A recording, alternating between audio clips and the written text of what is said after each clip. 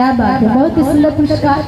Tempo driver के tempo मालिक, अच्छा मालिक, हम सोचे ड्राइवर हैं। बहुत ही सुंदर पुरस्कार, लेकिन आप लोग के लिए मैं क्यों आई हूँ लीजिए ये भी पूछ लीजिए। ऐसे नहीं होना चाहिए, दोनों हाथों पे।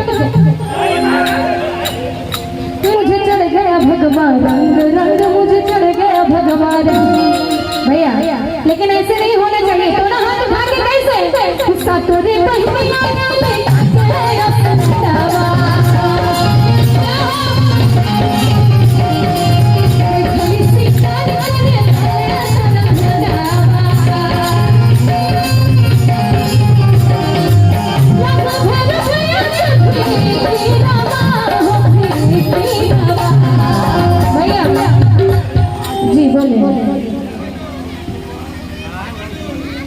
अच्छा रवि बाबा पावर हाउस के मालिक की तरफ से बहुत सुंदर पुरस्कार।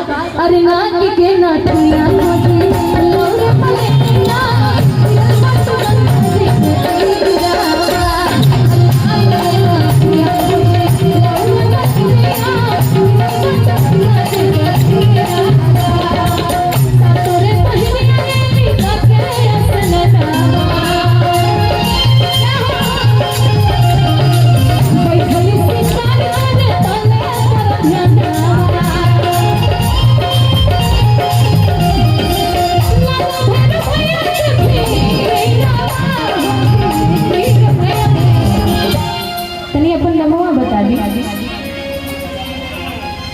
अच्छा मनमोजी बाबा पप्पू चौबे, अपना मन के है क्या?